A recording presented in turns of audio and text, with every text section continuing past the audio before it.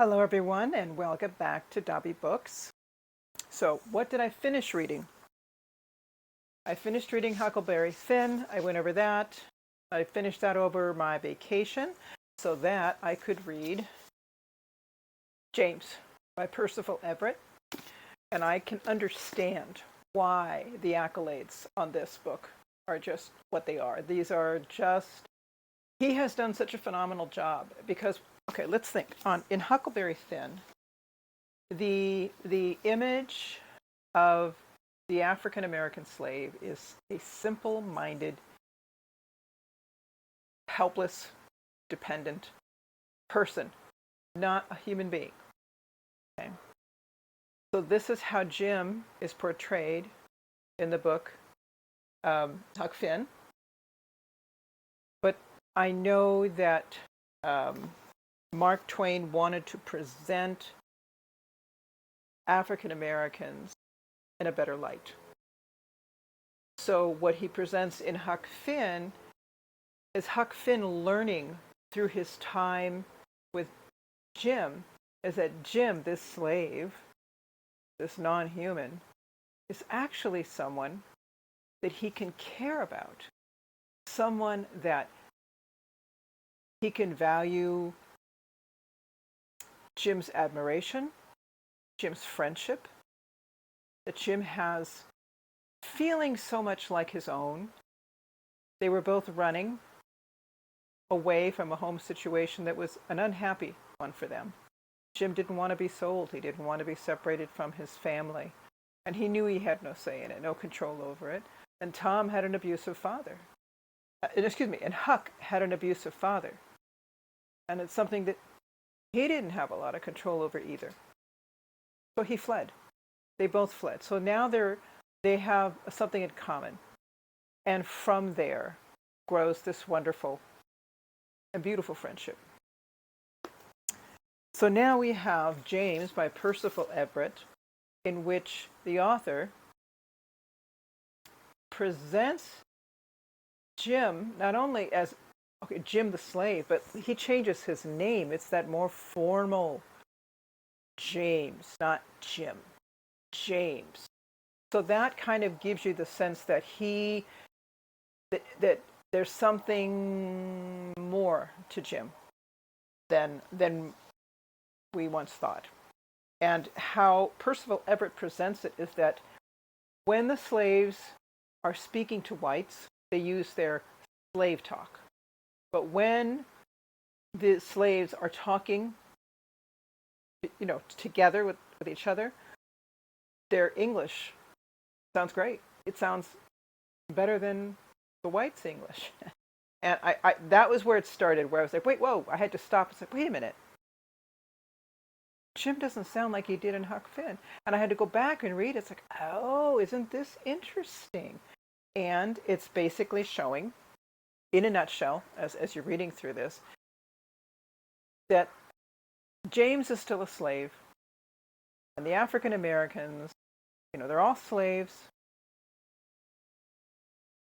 And everything that comes with that, not having control over your life, your future, forget hopes and dreams, right? Because you're owned by someone else who really, really thinks they're better than you. Because number one, they're human and you're not. Number two, you're stupid and you need them. Okay. So let's just say that, right? But what the whites don't know is that the slaves are smarter than them. They are being outsmarted by the very people that they think they own. So amongst themselves, the slaves speak wonderful English, and many in there will speak in English that sounds like it's coming from a very educated person. And you see that variety among them. And in one part of the story, Jim is separated from Huck. And Jim ends up being hired. I'm going to say that in parentheses, hired. It looks more like he's being purchased but the person who's paying this other slave owner that now Jim, ends up belonging to or under the custody of, ends up paying him to have Jim sing with him in his ensemble. He's a musical ensemble, and this leader needs another voice because the guy they had before fled. He just, flaked out on him and left.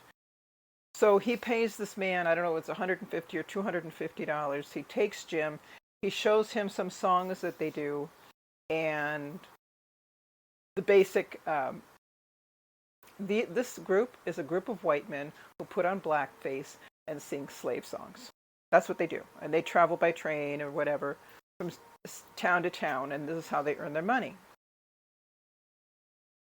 But what they don't know is that one of the white men in their group is actually black, and he passes for white. So this adds a very interesting twist to the story. This member of their ensemble, his name is Norman. He's the one that's passing for white. And it's very interesting to see the dilemma that Norman, and nobody in none of his white peers that are in this group, if I can use that word, is aware that Norman is actually black.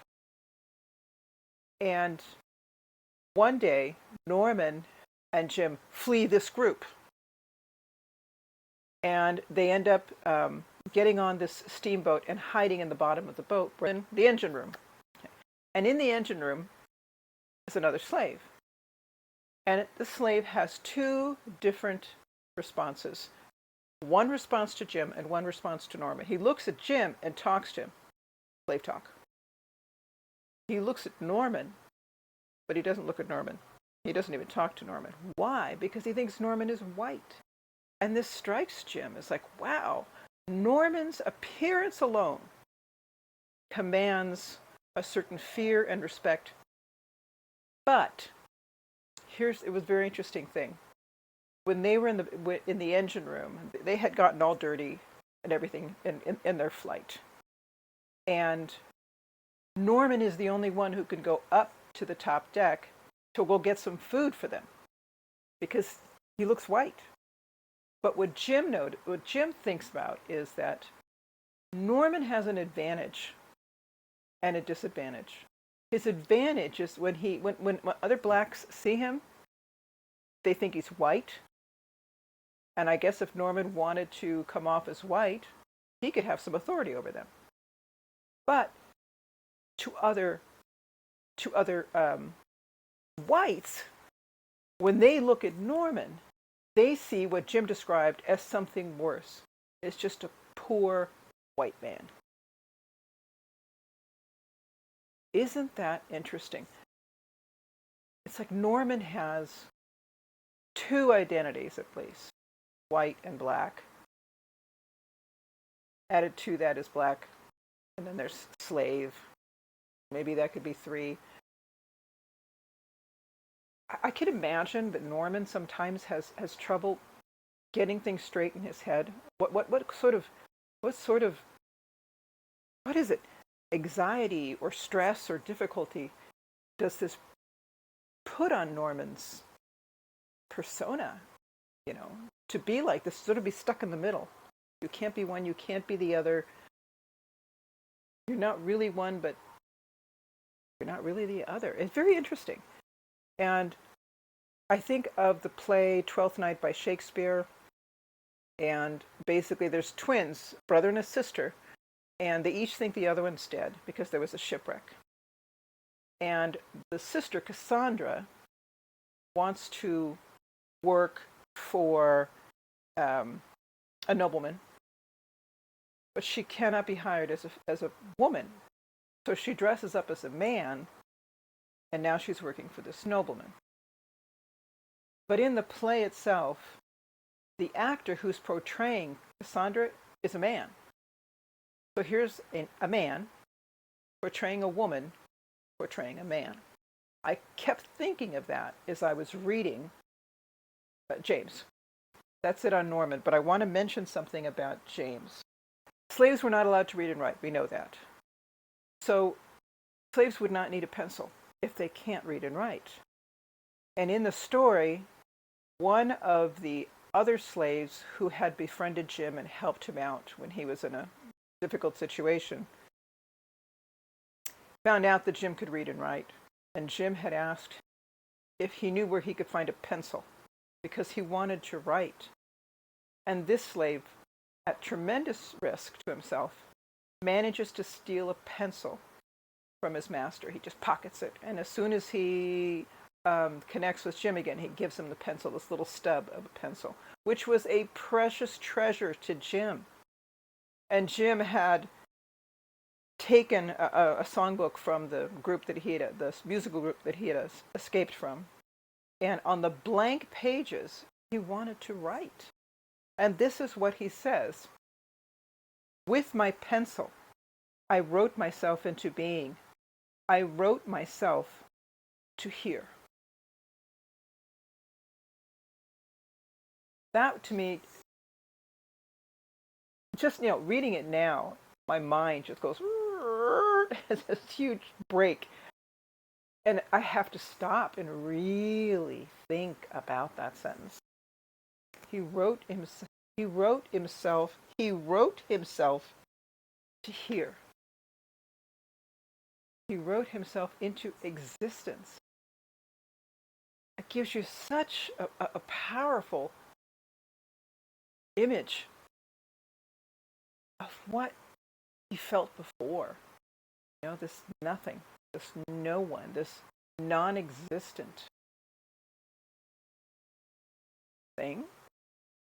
But by writing down, he was claiming himself. He was giving himself an identity, an existence, a name. And that just blew my mind. There's just so much in this book, James, that I could go through, but I don't want to take any more time. This really, truly is an outstanding book. And I read it so that I read this after I read The Adventures of Huckleberry Finn, because it had been a while since I'd read Huck Finn. And I wanted to refresh my memory. If you can remember enough about The Adventures of Huckleberry Finn, you don't have to read it first. But if you want to refresh your memory, then I would recommend it. Read Huckleberry Finn first. It's a classic. We could always read a classic. And then read James. It's really good. Okay, everyone. That's everything for today. Thanks for your patience, and take care. Stay healthy and be safe. Bye-bye.